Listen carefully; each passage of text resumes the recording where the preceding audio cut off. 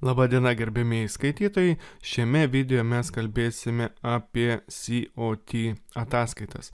Šios ataskaitos yra garsios tuo, kad iš jų mes galime sužinoti, kokias dabar pozicijas bendrai laiko stambiausi Forex žaidėjai ir žinant tokius duomenis mes jau galime priimti labiau pasvertus sprendimus dėl savo sandorių, savo įėjimų ir matyti bendrą paveikslą einamoje prekybinėje situacijoje. Gali kilti klausimas, o kam mums reikia matyti stambių žaidėjų judėjimus? Reikalas tas, kad rinką judina pinigai ir judina dideli pinigai, todėl savaime aišku, kad prekiaudami su 0,1 loto mes nieko nepakeisime, o štai stambų žaidėjai, stambus traderiai, investiciniai fondai, bankai ir taip toliau, įliedami į rinką šimtus milijonų ar net milijardų dolerių, savaime aišku judina rinką, sukelia reikšmingus judėjimus, trendus ir panašiai. Ir prekiauti prieš tokias jėgas dažnai būna neprotinga. Todėl mums gali visai praversti žinojimas apie tai, kokioje rinkos pusėje dabar stovi stambus žaidėjai. Taigi, iš kur mes tai galime matyti? Vienas iš būdų tai yra COT ataskaitos, kurias oficialiai teikia štai ši komisija US Commodity Futures Trading Commission. Tai yra organizacija, kuri seka, kad nebūtų pažeidimų ateities sandorių rinkoje, tai yra futurių rinkoje, ir šiai komisijai privalo būti atskaitingi visi žaidėjai, kurie prekiauja ateities sandorių rinkoje. Savo ruožtų ši sistema publikuoja ataskaitas, kurios vadinasi Commitments of Traders. Ataskaitos yra nemokamos ir viešai prieinamos, todėl mes galime užeiti į šį puslapį ir tiesiog pasižiūrėti šias ataskaitas be jokių problemų. Tai yra laisvai prieinama informacija. Savaime aišku, kad šios ataskaitos yra iš futurių, tai yra ateities sandorių rinkos, ir savaime aišku, ateities sandorių rinka yra ne visa rinka, kurioje dalyvauja valiutų rinkos žaidėjai. Bet mes analizuoti šias ataskaitas galime ir galime daryti pakankamas išvadas, kadangi futuriai bendrai sudaro labai didelę Forex rinkos dalį. Taigi, kaip mums gauti šias ataskaitas? Užeiname štai į šį puslapį cftc.go ir surandame skyrelį Market Data and Analysis. Pasirenkame Commitments of Traders, kas sutrumpintai reiškia COT. Atsidaro puslapis, prasukame žemiau ir surandame skyrelį Current Legacy Reports. Čia surandame Chicago Mercantile Exchange ir čia pas mus yra keletas stulpelių. Tai yra Futures Only ir Futures and Options Combined. Tai yra informacija tik apie futurius arba futurius ir opcionus sumaišytam pavidale. Mes šiuo atveju renkamės antrąjį stulpelį, futuriai ir opcionai kartu, kadangi gauname daugiau informacijos. Ir renkamės, vėlgi čia yra du pasirinkimo variantai, long format ir short format, ilgasis ir trumpasis formatai, mes renkamės trumpai. Taip, pasikrauna ataskaita, ji yra naujausia, štai šioje vietoje matome datą, 17 metų kovo 28 dienos ataskaita. Ir beje, kalbant apie datas, atkreipkite dėmesį, kad COT ataskaitos yra publikuojamos penktadienį, tai yra savaitės pabaigoje, bet iš esmės ataskaitos yra pateikiamos iki praėjusio antradienio. Tai yra, mes ataskaitas gauname su 3 dienų pavėlavimu. Kadangi mes jas gauname penktadienį vakare, tai jas pritaikyti mes galėsime tik jau kitos savaitės pradžioje, kai atsidarys rinka. Taigi, pasižiūrėkime, ką mes šioje ataskaitoje matome. Visų pirma, mes matome stulpelius, non-commercial, commercial, total ir non-reportable positions. Non-reportable position tai yra smulkus traderiai, nereikšmingos pozicijos, jas principe galime nekreipti dėmesio, kadangi tai yra smulki minia su nedideliais depozitais. Ir prie kiekvieno stulpelio eina du stulpeliai long ir short. Long yra pirkimai, short yra pardavimai ir atitinkamai kiek tokių pozicijų buvo sudaryta. Pirmasis stulpelis non-commercial yra ne kas kita kaip stambus spekuliantai, tai yra bankai, investiciniai fondai, kažkokios galbūt atskiros asmenybės su dideliu kapitalu. Ir čia eina keli stulpeliai, long ir short, tai yra kiek jie sudarė pirkimų, kiek pardavimų. Ir trečiasis stulpelis yra spreads, tai yra ne spreadas, o tai yra priešinios pozicijos atidarytos vieno ir to pačio žaidėjo. Na, kitaip sakant, kai tas žaidėjas atsidarė ir pirkimą, ir pardavimą tuo pačiu metu. Na, tai gali būti kažkokios sudėtingos strategijos dalis, kadangi futurių kooperacijų datos yra skirtingos, gali būti dar kažkas, mūsų tai iš principo labai nedomina. Bet tokie duomenys yra suteikiami. Commercial stulpelis tai yra duomenys iš hedgerių. Hedgeriai tai yra komerciniai atstovai, komercinio atstovų rinkos duomenys, kurie prekiauja ne tam, kad kaip mes spekuliatyvinių metodų uždirbti pelną, o prekiauja savo interesais. Na, tai gali būti kažkokios didelės kompanijos, kurioms kaip pavyzdys nėra naudingas kažkokios žaliavos kainos augimas. Nes, tarkime, ta žaliava yra reikalinga jos produktų gamybai ir tokios kompanijos atitinkamai superka tokius produktus iš anksto tam atveju, kad jeigu kaina išaugs, o kompanija turės to produkto gamybai pakankamai ir galės nenukentėti nuo to finansiškai, tai yra nepermokės už tą žaliavą. Todėl commercial žaidėjai arba kitaip vadinami hedgeriai, jie nežaidžia rinkoje tuo tikslu, kad paimti pelno nuo kainos pasikeitimo, o veikia savo interesais. Tai yra, hedžuoja tas prekes savo verslo naudai. Na, beje, dar įdomus dalykas, tam, kad pakliūti į šias ataskaitas, į šias kategorijas, reikia pateikti specialų pareiškimą komisijai ir tik po to komisija čia gali jūs priimti. Tačiau paskutiniu metu į šią kategoriją patenka ne tik stambios organizacijos, bet ir, pavyzdžiui, swap bankų dileriai irgi pakliūna į stulpelį commercial. Stulpelis total, tai yra kiek bendrai sumoje ilgų ir trumpų pozicijų turi ir stambų žaidėjai, ir komerciniai hedgeriai. Taip pat, ką reikia dar pasakyti, ataskaitoje yra daug informacijos, kuri mums nereikalinga. Štai, pavyzdžiui, ji prasideda nuo futurio aliejui, toliau yra sviestas, soja ir šie produktai mums yra neįdomus, mums yra įdomios valiutos. Todėl leidžiamės žemiau keletą puslapių ir štai prasideda valiutos. Rusijos rublis, Kanados doleris, Šveicarijos frankas, Meksikos pesas, jeigu kartais prekiaujate, svaras, jena ir taip toliau. Štai būtent į valiutų ataskaitas mes ir žiūrime. Taip pat mes turime statistiką changes from, tai yra pasikeitimai nuo paskutinės ataskaitos, kiek prisidėjo, kiek sumažėjo pozicijų longuose, shortuose, skirtingose traderių kategorijose. Ir pas mus yra duomenys change in open interest, tai yra pagal atvirą interesą. Open interest, kalbant paprasčiau, reiškia, kiek yra pinigų rinkoje, kiek rinka yra įkaitusi ir prekiauja. Ir dar yra duomenys pagal atviro intereso procentą kiekvienai traderių kategorijai. Tai yra, kiek daugiausiai yra atidarytų pozicijų procentais. Taigi, kaip visą šią informaciją taikyti praktikoje?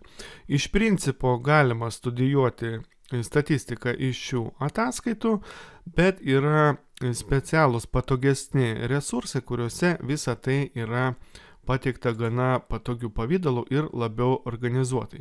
Ir vienas iš tokių resursų tai yra timingcharts.com. Ir mes čia išsiaiškinsime, kaip šiuo resursu naudotis. Taigi, ką mes čia matome? Užėjus į šį puslapį, iškart atsidaro grafikas, šiuo atveju yra Australijos doleris, ir imkime, panagrinėkime, ką mes čia galime daryti. Taigi, pirmasis mygtukas yra symbol, tai yra simbolis, pasirinkimas čia yra nemenkas, galime rinkti štai pirmas Australijos doleris, svaras, kanadietis, doleris, euras, Japonijos jena, Meksikos pesas, frankas ir toliau krūvą matome valiutų porų, žaliavos, indeksai, obligacijos, metalai ir taip toliau. Na, pavyzdžio dėliai mes paimsime svarą. Toliau pas mus eina mygtukas Linked. Tai yra iškart rodomi ateities sandorių kontraktai prijungti prie laiko. Kadangi, kaip žinome, futuriai turi skirtingas ekspiracijos datas, na, mėgėjams pasikapstyti, paeksperimentuoti, štai galima rinktis pagal mėnesius kontraktų duomenis, bet iš esmės nieko čia nespaudžiame, paliekame Linked, mums to nereikia. Toliau mygtukai D, V ir M, tai yra atitinkamai dieniniai grafikai, savaitiniai ir mėnesiniai, jeigu paspausime ant jų. Na, imkime, pasirinkime savaitinius. Kadangi ataskaitos pas mus, kaip sakėme, yra kas savaitę, atitinkamai mums bus patogiau. Toliau galima rinktis barus arba žvakės. Toliau apipavidalinimas yra tamsus arba šviesus. Pasirinksime šviesų. Toliau mygtukas indikator. Čia galima pridėti techninį indikatorių, pavyzdžiui, slankų į vidurkį, linijinę regresiją. Na, iš principė, kas yra ir terminale. Mums iš to didelės naudos nėra, bet kokia techninė analizė yra patogiau daryti terminale. Toliau mygtukas COT, kaip tik mes prie jo grįšime detaliau tuoj pat. Ir paskutinis mygtukas Sentiment. Paspaudus ant jo atsiranda štai toks indikatoriaus langas, štai tokia linija. Tai yra rinkos nuotaika. Ji yra braižoma pagal traderių pozicijas, atitinkamai kokia nuotaika vyrauja, ar bulių, ar meškų. Jeigu linija yra kylanti viršuje, vyrauja bulių rinka, o jeigu linija yra krintanti ir žemai, atitinkamai vyrauja meškų rinka.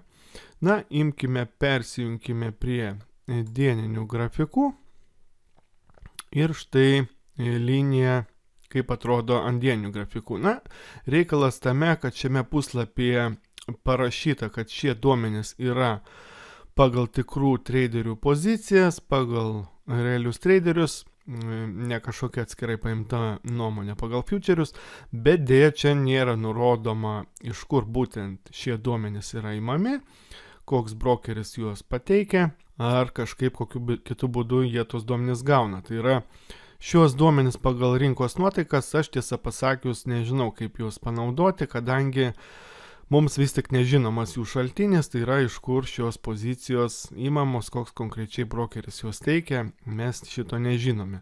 Bet iš principo galite pastudijuoti, jeigu rasite kažkokius dėsningumus, tai principe galima pritaikyti. Bet bendrai galima pasakyti, kad rinkos nuotaikos indikatorius yra labai panašus į patį grafiko judėjimą. Nors vėlgi irgi ne visada. Taigi štai tiek apie rinkos nuotaikų indikatorių, dabar mes jį išjungsime ir pereiname prie mygtuko COT. Taip, dar pamiršau pasakyti, kad apačioje galime rinktis periodą. Pagal nutylėjimą pas mus stovi 1 metai, galime nustatyti 3 mėnesius, 6 mėnesius, 5 metus, 10 metų. Na, mes paimsime paskutinius 6 mėnesius ir spaudžiame mygtuką COT. Ir pirmas dalykas, kurį mums reikia pasirinkti, tai yra duomenų bazė, futuriai arba opcionai ir futuriai kartu. Tai yra, mes renkamės jungtinę ataskaitą, mums savaime aišku reikalinga jungtinė ataskaita, kadangi duomenys bus labiau pilni.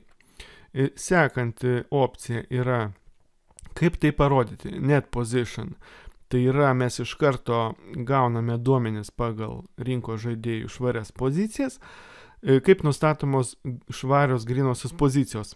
Iš ilgųjų pozicijų yra išskaitomos trumposios, na tarkime, trumpųjų pozicijų pardavimų buvo 100 000, o ilgųjų 50. Taip, vadinasi, grynoji pozicija bus plus 50. Jeigu ilgųjų, tarkime, buvo 100 000, o trumpųjų 200 000, tai grynoji pozicija bus minus 100. Na, tokia paprasta aritmetika. Toliau COT indeksas. Renkamės jį Ir čia mes matysime statistiką pagal atskiras žaidėjų grupės, pagal skalę nuo 0 iki 100 ir atitinkamai naudojama, tai yra procentinėme santykė, priklausomai nuo to, kokie buvo vidutiniai judėjimai per pastarąjį laikotarpį. Pagal nutylėjimą tai yra 26 savaitės, tai yra maždaug už pusę metų. Na, galima pakeisti į metus, tokiu atveju bus 52 savaitės ir tokiu būdu mes gauname COT indeksą ir su juo yra patogiausia dirbti. Sekantis yra Move Index.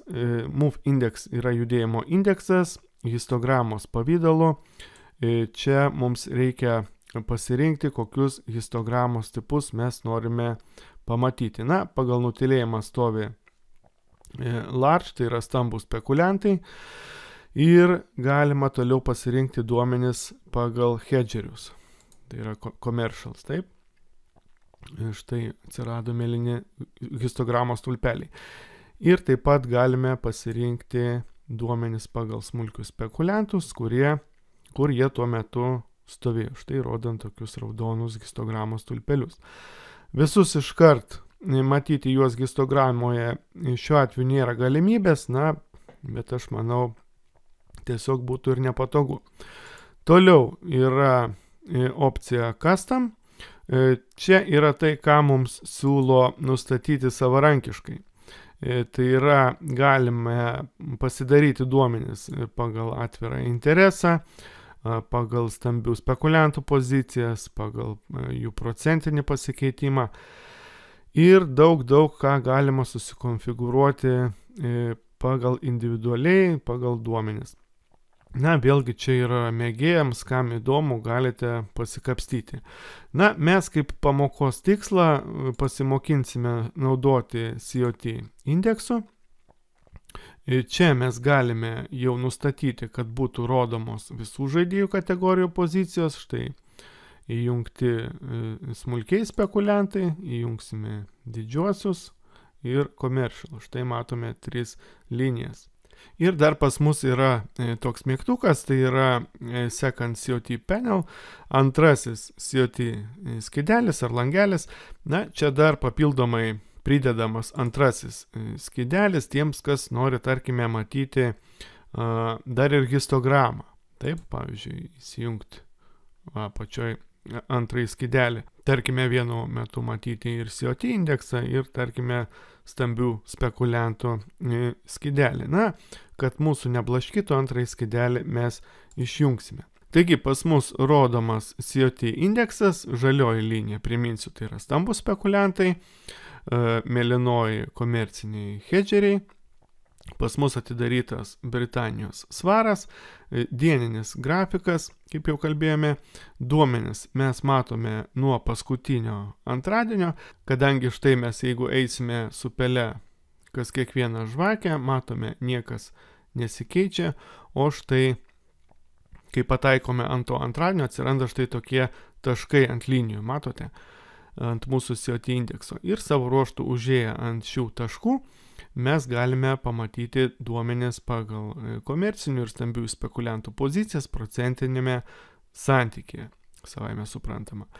Matome tuos pasikeitimus per paskutinį laikotarpį, mūsų atveju per paskutinius pusę metų. Na, imkime ir persijunkime į savaitinį grafiką, kadangi taip bus šiek tiek aiškiau ir mūsų ataskaitos šiuo atveju yra gaunamos kiekvieną savaitę vieną kartą.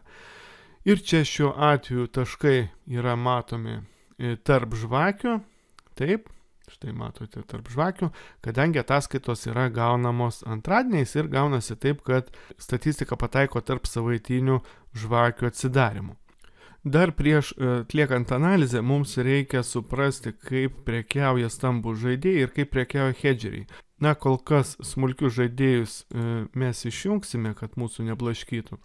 Štai liko 2 linijos, taigi stambų žaidėjai žalioji linija, jie užeina kaip taisyklė pačio trendo pradžioje, kai trendai dar tik tai dažniausiai pradeda formuotis. Ir išeina paprastai trendo pabaigoje. Komerciniai žaidėjai, hedgeriai, jie gali eiti ir prieš trendą ir dažniausiai jie prieš trendą ir prekiauja, jeigu tai yra jų interesuose. Nes kaip dažnai būna, jie pradeda kažkokius aktyvesnius veiksmus prieš trendą, bet to net gerokai anksčiau prieš tai nei trendas atsirado. Kadangi nors tokie judėjimai dar nebūna prasidėję, bet pradeda eiti kažkokie gandai, atsiranda kažkokie fundamentalūs duomenys, kurie plačiai visuomeniai gali būti dar nežinomi ir jie suaktyvina hedgerius, kurie imasi veiksmų iš anksto, tarkime, atlieka kažkokius aktyvo pirkimus, šiuo atveju futurių svarui, ir tokiu būdu apsaugo savo verslą nuo galimų finansinių rizikų. Štai neblogas pavyzdys su JAV doleriu buvo ilgalaikis trendas į viršų ir ką tuo metu darė hedgeriai, jie buvo perpardavimo zonoje pagal COT indeksą praktiškai visą laiką, kol trendas kilo į viršų, jie buvo pardavimuose. O kai tik tai trendas apsisuko, pradėjo leistis žemyn, mes matome, kad hedgerių linija tolygiai pradėjo kilti. Tai yra, jie kaip taisyklė eina prieš trendą, apsaugodami savo asmeninius verslo interesus. Ir be to dažniausiai pradeda eiti prieš trendą gerokai anksčiau. Na, matome, stambieji spekuliantai buvo pirkimuose, o smulkieji tai pirkimuose, tai pardavimuose, na, kaip smulkieji, jie dažnai mėtomi iš rinkos ir todėl jų kreivė yra tokia nestabili. Taigi, kaip visą šį reikalą analizuoti? Čia verta žiūrėti į situaciją bendrai, tai yra žiūrėti ir į hedgerius, ir į stambius spekuliantus, ir užmesti akį į smulkius. Visų pirma, noriu jūs įspėti, kad COT ataskaitų nereikia naudoti kažkokio instrumento kaip pagrindinio atskiros prekybos sistemos, o naudoti tik kaip filtrą. Nes jeigu prekiauti tik pagal COT, tai vargu ar tokia prekyba bus pelninga, jeigu vadovausimės tik šią informaciją, nes čia yra užlaikymai gali trukti iki savaitės, signalai gali būti pavėluoti ir kadangi ataskaitos išeina kartą į savaitę, gausis taip, kad jūs prekiausite savaitiniuose grafikuose, o tas reikalauja nemenko pasiruošimo, patirties, tai nėra taip paprasta. Na ir plus dar laiko faktorius. Reiks labai ilgai laikyti pozicijas ir naudoti didelius stopus. Todėl aš rekomenduoju naudoti COT ataskaitas kaip papildomą filtrą jūsų sistemai, tai yra žiūrėti įėjimus kaip pagal techninę analizę, o jau į ataskaitas tiesiog užmesti akį, pasižiūrėti, kas vyksta rinkoje bendrai, kad matytųsi bendra situacija. Taigi mums reikia naudoti visą informaciją, ne tik atskiras traderių grupės, ir taip pat atkreipti dėmesį į atvirąjį interesą, tai yra, kiek yra įkaitinta rinka. Imkime ir pridėkime atviro intereso kreivę į grafiką. Įjungiame mūsų antrąjį skydelį. Čia pasirenkame jungtinę ataskaitą, rodyti pasirenkame custom ir štai Open Interest. Žemiau atsidarys naujas grafikas, primenu, kad Open Interest yra kiek yra pinigų rinkoje, kiek rinka yra įkaitinta. Žiūrint į atviro intereso grafiką, reikia atkreipti dėmesį į jo kritinius taškus, tai yra kai atviras interesas buvo kritiniuose taškuose, tai yra arba labai žemai, arba labai aukštai. Na, kiek interesas aukštas arba žemas, mes savaime aišku galime matyti, žiūrėdami į grafiką bendrai, lygindami jį su praėjusiamis reikšmėmis. Ir šiuose kritiniuose taškuose mes atkreipiame dėmesį į tai, ką tuo metu daro kitos žaidėjų grupės, tai yra stambus traderiai, hedgeriai ir smulkus. Na ir pradėkime nuo pradžių, aš įjungiau dolerio grafiką, populiariausias instrumentas rinkoje, ir štai žiūrime nuo pradžių atviras interesas buvo labai žemame lygyje, hedgeriai šiuo atveju dolerį pardavinėjo, buvo gana žemame lygyje commercial, ir žiūrime į stambiuosius spekuliantus, jų pozicijos yra iš esmės bulių, yra aukščiau 50 lygio, tai yra jie yra perpirkimo zonoje, sėdi pirkimuose ir atitinkamai, kadangi atviras interesas yra mažas, rinka nėra pakankamai įkaitinta, tai reiškia, kad stambus traderiai užsipirkinėja, bet pas juos dar yra didelis potencialas pirkimams, tai yra, kaip sakoma, jie gali dar pirkti ir pirkti. Na, smulkieji spekuliantai, matome, tai užsipirkinėja, tai parduoda, na, kažkaip ypatingai jie mums nemaišo, galime juos išjungti, galime palikti.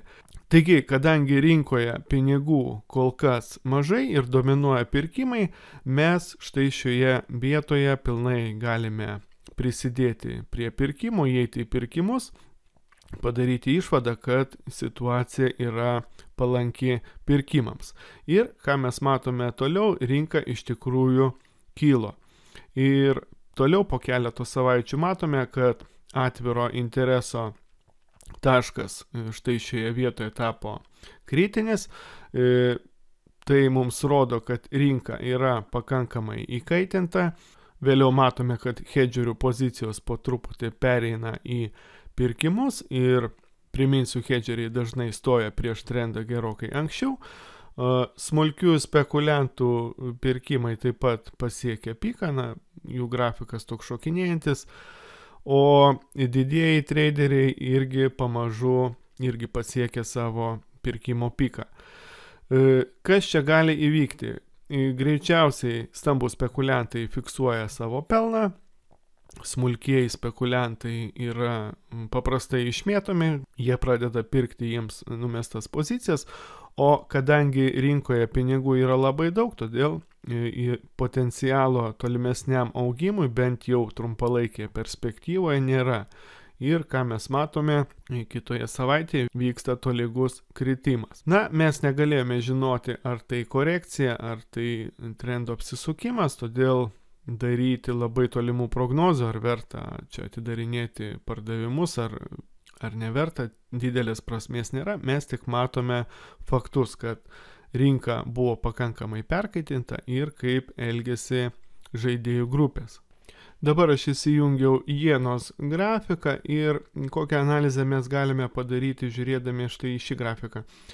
Matome, atviras interesas yra žemai, rinka nėra įkaitinta ir šiuo atveju didieji spekuliantai yra pardavimuose, hedgeriai yra perpirkimo zonoje, todėl mes galime padaryti išvadą, kad galima būtų atidaryti pardavimo sandorį ir sėdėti pardavimuose. Matome, keletą savaičių kaina krenta ir štai atviro intereso linija pasiekia kritinį tašką. Dar kitą savaitę mes matome, kad interesas krenta ir tokiu atveju mes galime daryti išvadą, kad mūsų pardavimo sandorius verta uždaryti.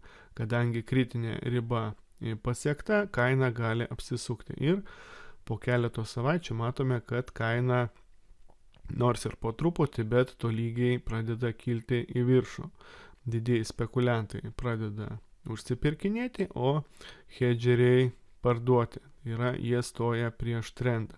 Štai tokiu būdu COT ataskaitos mums gali pasitarnauti kaip filtras, kas vyksta rinkoje iš esmės, bet jau, kaip sakiau, rekomenduojama tai naudoti ne kaip atskirą prekybos sistemą, o tik kaip filtrą.